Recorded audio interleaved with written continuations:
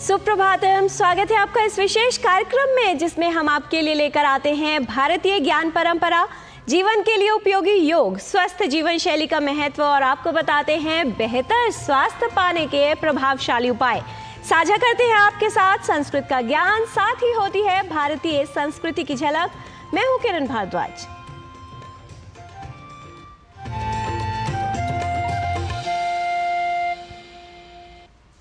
आत्मविश्वास अर्थात स्वयं पर विश्वास करना। किसी भी कठिन या महान कार्य को करने का आधार होता है आत्मविश्वास, जो हमें कठिन समय में शक्ति प्रदान करता है और कठिन परिस्थितियों का सामना करने का हौसला या हिम्मत देता है। इसके लिए आवश्यक है कि कठिन समय में स्वयं पर विश्वास रखा जाए, क्योंकि इससे हमें समय का मूल्य पता चलता है, उसका महत्व और पहचान होती है।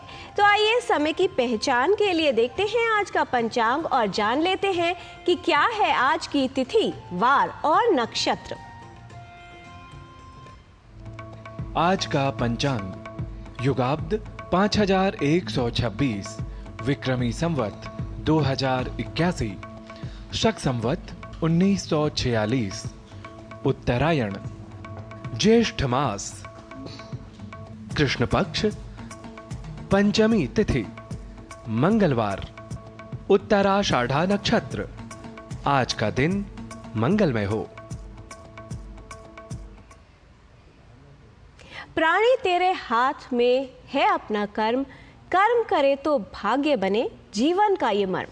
हमें अपने कार्यों को देश, काल और पात्र के अनुसार ही करना चाहिए। कहा जाता है जिस तरह के कर्म व्यक्ति करता है वैसे ही बनता है उसका भाग्य, और कर्म को सहयोगी बनाने में उपयोगी होते हैं सकारात्मक विचार।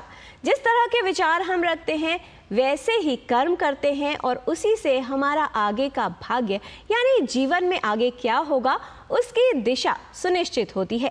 इसलिए अपने विचारों को शक्तिपूर्ण बनाना, उन्हें प्रेरणादायक बनाए रखना और सकारात्मक बनाना उपयोगी होता है। और ये तभी संभव हो सकता है जब अच्छे विचारों को निरंतर देखा जाए, सुना जाए या पढ़ा जाए। अपि पौरुषमादेयं शास्त्रं चेद्युक्तिबोधकम् अन्यद्वार्षमपि त्याज्यं भाव्यं न्यायैकसेविना।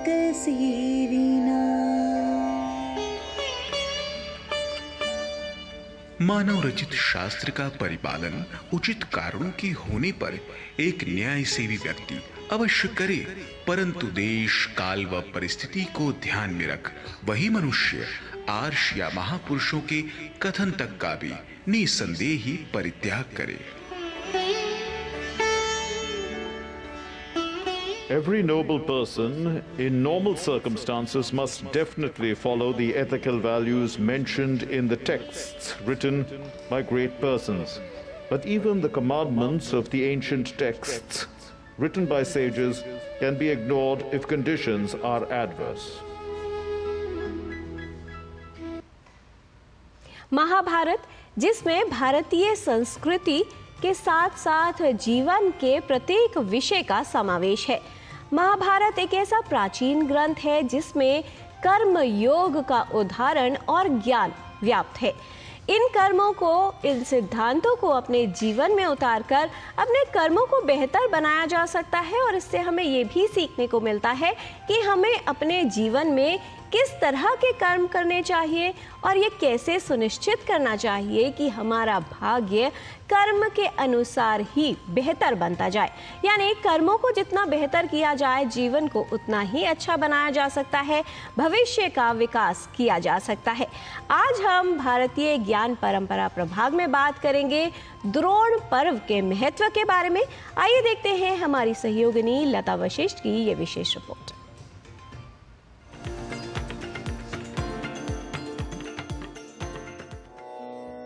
नारायणं नमस्कृत्य नरं चैव नरोत्तमम्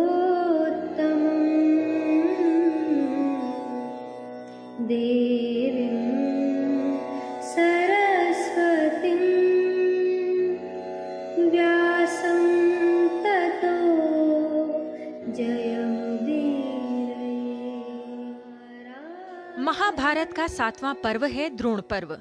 इस पर्व में 8 उपपर्व, 202 अध्याय तथा प्रायः 10 सहस्र श्लोक हैं। द्रोण पर्व में पांडुपुत्र महारथी अर्जुन द्वारा भीष्म पितामह के वध के बाद कौरव सेना शोकाकुल होती है तथा कर्ण के परामर्श से दुर्योधन द्वारा आचार्य द्रोण को सेनापति बनाए जाने का वर्णन है। आचार्य द्रोण के सेनापतित्व में कौरव और पांडवों के बीच भीषण तथा अन्यायपूर्ण युद्ध का वर्णन भी इस पर्व में किया गया है।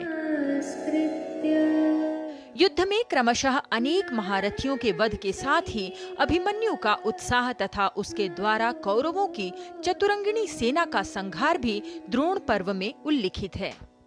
अभिमन्यु, जयद्रथ, घटोत्कच तथा द्रोणाचार्य के वध का वर्णन भी द्रोण पर्व में किया गया है।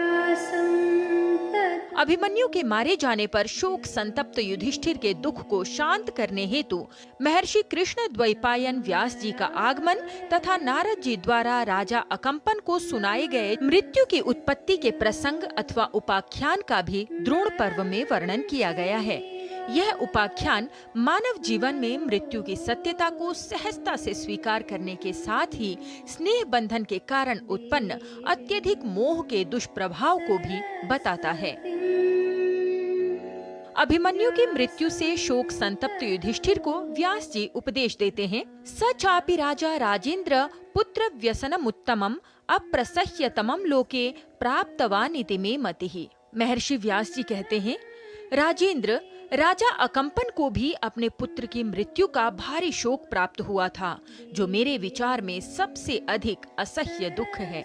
इसलिए मैं तुम्हें मृत्यु की उत्पत्ति का वृत्तांत सुनाऊंगा, जिसको सुनकर स्नेह बंधन के कारण शोकाकुल तुम दुख से मुक्त हो जाओगे। समस्त पाप राशिघ्नम शृणु कीर्तयतो मम धन्यमाख्यानमायुष्यम शोकघ्नम पुष्टिवर्धनम पवित्रमरि संघघ्नम मंगलानां च मंगलम यथैव वेदाध्ययनमुपाख्यानमिदं तथा। अर्थात मृत्यु की उत्पत्ति का व्याख्यान समस्त पाप को समाप्त करने वाला है। ये धन और आयु को बढ़ाने वाला, शोक नाशक, पुष्टिवर्धक, पवित्र, शत्रु समूह का निवारक और मंगलकारी कार्यों में सबसे अधिक मंगलकारक है। जैसे वेदों का स्वाध्याय पुण्यदायक होता है, उसी प्रकार ये उपाख्यान भी पुण्य फलदायक है। अतः श्रवणीयं महाराज प्रातः नित्यं नृपोत्तमैः पुत्रानायुष्मतो राज्य मीहमानैः श्रियं तथा। महर्षि व्यास जी कहते हैं, हे महाराज, दीर्घायु पुत्र, राज्य और धन संपत्ति चाहने वाले श्रेष्ठ राजाओं को प्रतिदिन प्रातःकाल इस मृत्यु प्रसंग के इतिहास अथवा उपाख्यान का श्रवण करना चाहिए। भारतीय ज्ञान परंपरा पर आधारित मानव जीवन के लिए अत्यंत ही आवश्यक तथा प्रेरित करने वाला उपाख्यान, जो कि नारद जी द्वारा राजा अकंपन को सुनाया गया था, उसका संक्षिप्त विवरण जानने के लिए देखते रहिए कार्यक्रम सुप्रभातम का द्रोण पर्व भाग 2। लता वशिष्ठ, डीडी न्यूज।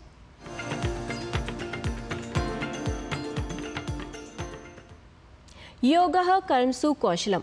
अपने कर्म या कार्यों में कुशलता ही योग है और यही शिक्षा मिलती है, यही ज्ञान मिलता है हमें प्राचीन ग्रंथ महाभारत में। कहा जाता है कि किसी भी कर्म को करना हो तो स्वयं पर विश्वास रखना चाहिए, अर्थात आत्मविश्वास होना उपयोगी होता है, क्योंकि यदि आत्मविश्वास के बिना कोई कार्य किया जाए और उसे सफल होने की कल्पना की जाए तो ये स्वयं को भ्रमित करने के समान है। इसलिए जब भी कार्य आप कर रहे हैं उसे पूर्ण विश्वास से कीजिए और ये सोच के कीजिए कि उसमें सफलता अवश्य मिलेगी। और अपने स्वास्थ्य को ठीक रखने के लिए भी कुछ छोटी छोटी बातों का ध्यान रखना उपयोगी होता है। गर्मियों का मौसम है, तेज धूल, मिट्टी, पसीना और धूप हमारे स्वास्थ्य को नुकसान पहुंचा सकती है और कई तरह की त्वचा की समस्याओं का कारण बन सकती है। आइए समझ लेते हैं कि इस मौसम में होने वाली सबसे आम समस्या यानी घमौरियाँ, जो काफ़ी लोगों को परेशान करती हैं, उनसे बचाव कैसे किया जा सकता है और यदि किसी को घमौरियों की समस्या हो जाती है तो उसे दूर कैसे किया जाए।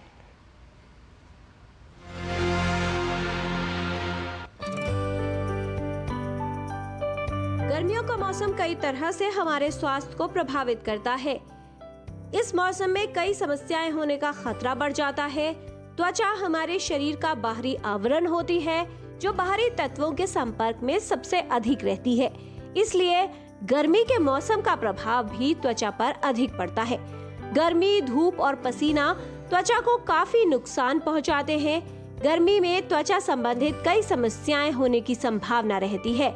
गर्मियों के मौसम में त्वचा के संक्रमण, त्वचा पर दाने, मच्छर या किसी कीड़े के काटने से समस्या, घमौरियां, सनबर्न और पसीने की दुर्गंध जैसी समस्याएं परेशान कर सकती है। घमौरियाँ होने का मेन कारण ये होता है जब बहुत ज़्यादा पसीना आ रहा है, और स्पेशली जब बहुत ज़्यादा पसीना आ रहा है उसको स्किन से हटाया नहीं जा रहा है रूटीन तरह से, और उसके ऊपर आपने कुछ इस तरह का कपड़ा पहना है जो पसीनों को वो सोख नहीं रहा है, जबकि इंस्टेड वो स्किन के ऊपर रगड़ रहा है, और पसीने के जो फिर एक तरह का एलर्जिक रिएक्शन आप बोल सकते हैं पसीने का, जो स्किन पे फिर वो बन जाता है, जिसको प्रिकली हीट या घमौरी कहते हैं। बढ़ नहीं सकती है पर वो ठीक नहीं होंगी, वो परेशान करती रहेंगी, उसमें खुजली, जलन होना, ये प्रॉब्लम्स रहेंगी, दिन रात में हमेशा वो दिक्कत रहेगी आपको।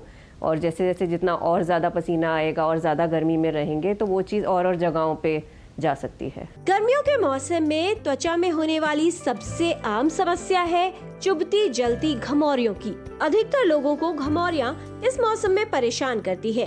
शरीर के कई हिस्से जैसे गर्दन, पीठ, कमर, सीने या चेहरे पर भी कई बार छोटे छोटे दाने हो जाते हैं जिनमें खुजली और जलन होती है। अधिक पसीना आना, त्वचा को साफ न रखना या तंग कपड़े पहनना या सिंथेटिक कपड़े पहनना, ये सभी घमौरियों की समस्या होने की संभावना बढ़ा सकता है। वैसे तो ये समस्या कुछ समय में खुद ही ठीक हो जाती है, लेकिन यदि इसका सही उपचार न हो तो व्यक्ति को इससे काफी परेशानी हो सकती है। लोग घमौरियों की समस्या को ठीक करने के लिए कई तरह के उपाय करते हैं। यदि आप घमौरियों से पीछा छुड़ाना चाहते हैं तो कुछ उपाय इसके लिए कारगर हो सकते हैं। एक नॉर्मल प्लेन टैल्क आप लीजिए, बहुत ज़्यादा ये डाला है पाउडर में, वो डाला है, वो किसी काम का नहीं होता है। स्पेशली एंटी फंगल्स है, मेडिसिन पाउडर में नहीं होना चाहिए। वो पर से भी कोई आपको हेल्प नहीं कर रहा है घमौरियों को प्रिवेंट करने में, और प्रॉब्लम्स हैं जो ऐसे दवाइयों वाले पाउडर आपकी स्किन पे क्रिएट कर सकते हैं। और उन दवाइयों का असर जो एक्चुअली जिस रीज़न के लिए होता है उनमें असर उन दवाइयों का कम हो जाता है अगर इस आम तौर पे सब लोग उनको पाउडर्स में यूज़ करना शुरू कर दें। तो वो अवॉइड करें। नॉर्मल टैल्क आप यूज़ कर सकते हैं उन हिस्सों में जहाँ पे पसीना ज़्यादा आता है, घमौरियाँ बनती हैं, जो कि ऊपर का पीठ का हिस्सा, ऊपर का छाती का हिस्सा यहाँ पे होता है। इनफैक्ट जो ज़्यादा खुशबू जिस प्रोडक्ट में होती है, फ्रेग्रेंसेस होते हैं, तो फ्रेग्रेंसेस से अपने आप से कई तरह की स्किन एलर्जीज़ हो सकती हैं। तो जहाँ पे कई लोगों में देखा गया डिओड्रेंट से एलर्जीज़ हो जाती हैं, तो बगलों में जहाँ डिओड्रेंट लगाते हैं वहाँ पे रैशेज़ हो जाते हैं, या बैक में आगे चेस्ट पे लगाया है तो वहाँ तो ज़्यादा फ्रेग्रेंस वाली चीज़ें अवॉइड करें। फ्रेग्रेंस वाले डिओड्रेंट्स, वाइप्स, ये सब कुछ यूज़ ना करें। घमौरियों की समस्या बच्चों में काफी देखी जाती है क्योंकि उनकी त्वचा कोमल होती है। हालांकि बड़े भी इस समस्या से प्रभावित होते हैं। घमौरियों से बचाव के लिए सबसे आसान है कि आप गर्मियों के मौसम में अपनी त्वचा की साफ सफाई का विशेष ध्यान रखें। बार बार नहाएं, लूज कॉटन कपड़े पहने, दिन में जितना हो सके पंखे, कूलर, एसी के सामने रहें, बीच बीच में थोड़ा ब्रेक लेके ठंडा पानी शरीर पे डाल लें। खासकर पीठ पे, छाती के ऊपर के हिस्से में घमौरियाँ ज़्यादा होते हैं, इन हिस्सों को बचाव करना ज़रूरी है। आइस पैक्स यूज़ कर सकते हैं, ठंडा पानी यूज़ कर सकते हैं, लैक्टोकैलामीन आप लेके कहीं से वो यूज़ कर सकते हैं, उससे काफ़ी आराम मिल जाता है खुजली में। सूती कपड़े पहने, साथ ही कपड़े अधिक तंग न हो। कोशिश करें कि अधिक पसीना न आए, और फिर भी यदि घमौरियों की समस्या हो जाए तो एक विशेषज्ञ के परामर्श अनुसार इसका सही उपचार लें। किरण भारद्वाज, डीडी न्यूज।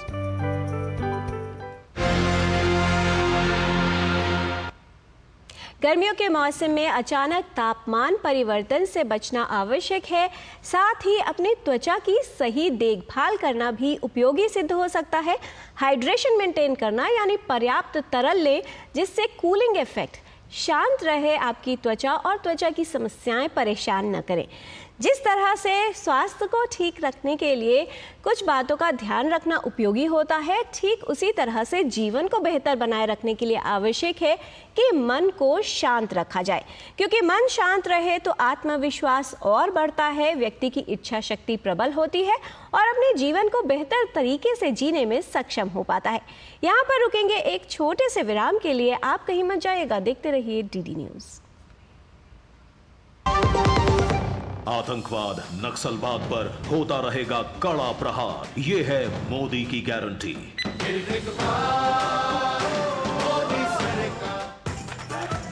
मैं क्या जी, सब जानते हैं, जहां दिखे मारियो, अपना समझ के खा लियो।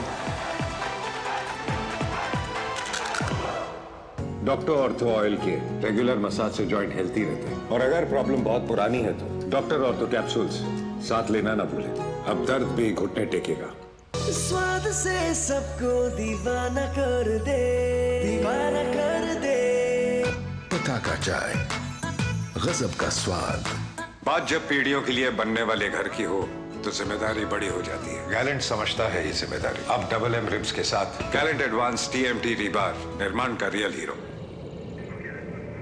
Curiosity can take you to some out of the world places. Took me to the moon today. Curious about this place? Scan this QR code before I take it off with my Seat tires.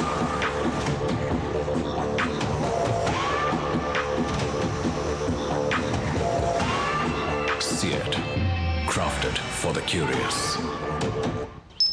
Modi ji जैसे एक button दबाते हैं तो किसान का 6,000 सालाना सीधा उसके बैंक खाते में जाता है, वैसे ही जब आप वोटिंग के दिन कमल का बटन दबाएंगे तो वोट सीधा मोदी जी को जाएगा। इसलिए कमल का बटन दबाएं और मोदी जी को तीसरी बार प्रधानमंत्री बनाएं।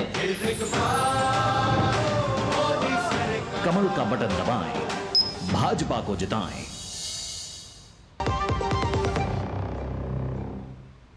ब्रेक के बाद आपका स्वागत है। जिस प्रकार जीवन में असंतुलन समस्या का कारण बनता है, ठीक उसी प्रकार यदि हमारे शरीर में हार्मोन का असंतुलन हो तो उससे स्वास्थ्य समस्याएं उत्पन्न हो जाती हैं। थायराइड एक बेहद उपयोगी और महत्वपूर्ण हार्मोन है जिसकी आवश्यकता बच्चों के विकास, चयापचय और उनके बुद्धि के विकास के लिए भी होती है। शरीर में हार्मोन के असंतुलन, विशेष तौर पर थायराइड हार्मोन की बात की जाए, उसकी गड़बड़ी से वजन का बढ़ना और कई तरह की अन्य समस्याएं हो सकती हैं। योग किस प्रकार सहायक हो सकता है थायराइड की समस्याओं को दूर करने में और उनसे बचाव में, आइए समझ लेते हैं। नमस्ते, मैं संगीता जैन। हाइपोथायरॉयडिज्म एक ऐसी स्थिति है जिसमें हमारी थायराइड ग्रंथि हार्मोन का कम संचार करने लगती है, जिससे मेटाबॉलिक रेट कम हो जाता है, हमारी चयापचय की दर कम हो जाती है, जिसकी वजह से वजन बढ़ने लगता है, सर्दी बहुत जल्दी लगने लगती है, स्किन ड्राई होने लगती है, बाल झड़ने लगते हैं, पीरियड इरेगुलर हो जाता है। योग के कुछ विशेष आसन हैं जो थायराइड ग्रंथि को सक्रिय करने में मदद करते हैं। उनमें से आज कुछ को हम जानते हैं। पहला आसन है फिश पोज, मत्स्य आसन, जिसको हम लेट कर करते हैं। आराम से साइड करवट करके लेट जाएं। दोनों हाथों को अपने हिप के नीचे रखें, कोहनियां जितना नजदीक ला सके लेकर आएं, पैरों को सीधा रखें। अभी धीरे से कोहनी पर आ जाना है और अपने मस्तक को जमीन पर रख देना है। मत्स्यासन में गले पर बहुत अच्छा खिंचाव मिलता है जो थायराइड ग्रंथि को सक्रिय रखता है। धीरे से हम आसन से वापस आ जाएंगे। दूसरा आसन है सेतुबंध आसन, जिसमें पैरों को फोल्ड करेंगे, हाथों को साइड में रखेंगे। श्वास लेते हुए अपनी कमर को पूरी तरह ऊपर उठा लेंगे। देखिए गर्दन पर एक बहुत अच्छा दबाव पड़ रहा है। दबाव जब छूटता है तो यहाँ पर ब्लड का फ्लो बहुत अच्छा होता है, और जब ब्लड का फ्लो अच्छा होता है तो थायराइड ग्रंथि बहुत अच्छे से सक्रिय होकर कार्य करती है। तीसरा आसन उल्टे लेटकर हम करेंगे, भुजंग आसन। धीरे से पेट के बल लेट जाना है। दोनों हाथों को कंधे के नीचे रखेंगे, मस्तक जमीन पर रखेंगे। श्वास लेते हुए अपने ऊपर के भाग को, शरीर के ऊपर के भाग को पूरी तरह ऊपर उठाएंगे, सामने देखेंगे। गर्दन के क्षेत्र में बहुत अच्छा खिंचाव मिल रहा, जिससे ये पूरा क्षेत्र बहुत अच्छे से सक्रिय होकर थायराइड ग्रंथि अच्छे से कार्य कर पाती है। आइए आगे जानते हैं कुछ प्रैक्टिकल टिप्स गुरु माँ डॉक्टर हंसा जी योगेंद्र से। नमस्कार। हाइपोथायरॉयडिज्म अक्सर मैंने देखा है कि उम्र जैसे जैसे बढ़ती है लेडीज की एक्टिविटीज कम हो जाती है, आलस से भर जाता है, डलनेस आ जाती है और हाइपोथायरॉयडिज्म दिखाई देने लगता है। ब्लड टेस्ट करो, उसमें ये आता है।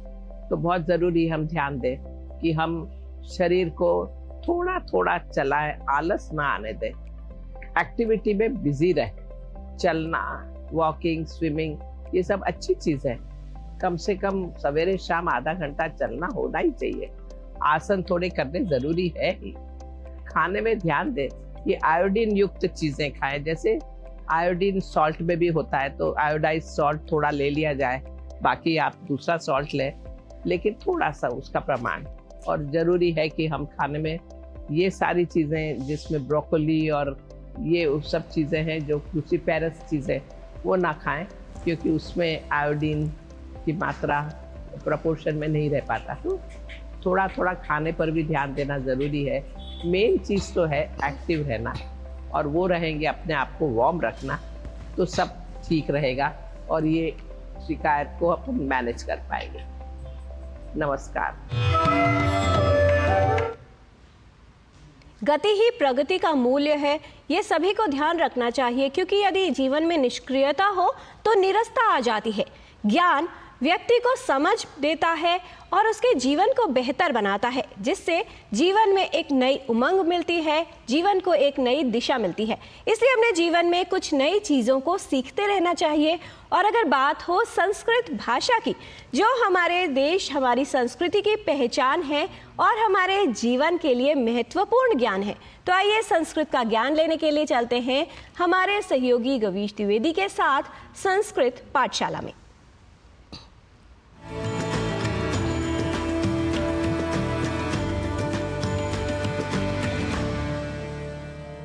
मित्राणि नमो नमः। एतस्यां संस्कृतकक्षायां भवतां सर्वेषां स्वागतम्। मम नाम गवीशः। मित्राणि, संस्कृतपाठशाला में अहं पठामि, अहं वदामि, अहं नमामि आदि वर्तमान कालिक उत्तम पुरुष के एकवचन वाक्य बनाने के बाद आज हम उत्तम पुरुष के बहुवचन रूपों को बनाना सीखेंगे।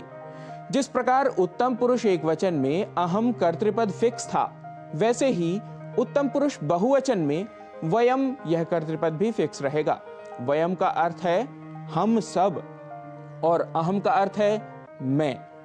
बात करें क्रिया की, तो एक वचन की क्रिया में आमि के स्थान पर आमह यह ध्वनि जोड़ देनी है।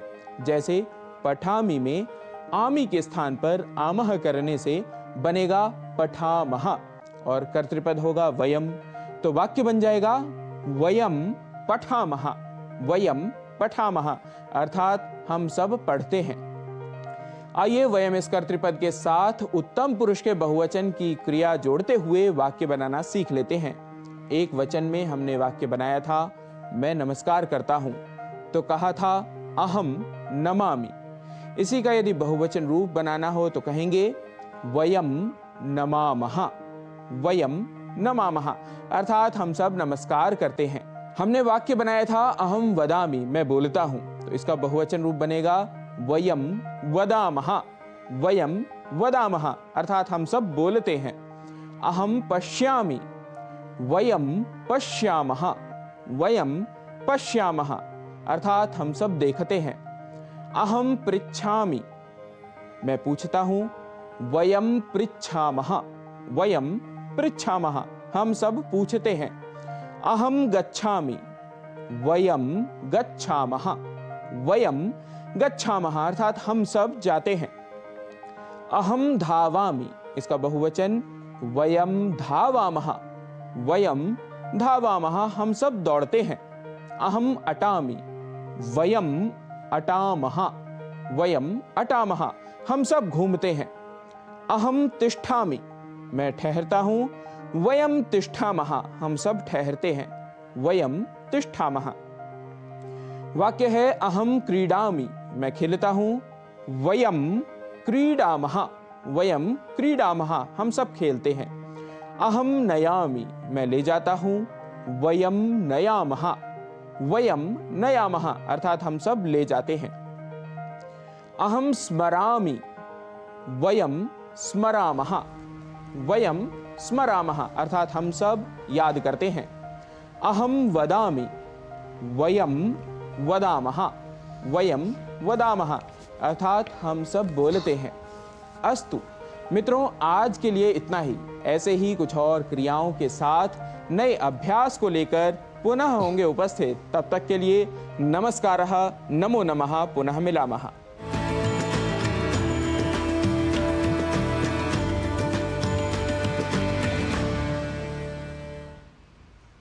गर्मी का मौसम है और ऐसे में लोगों को आइसक्रीम खाना बहुत पसंद आता है, जिससे उनको ठंडक मिलती है, शीतलता मिलती है।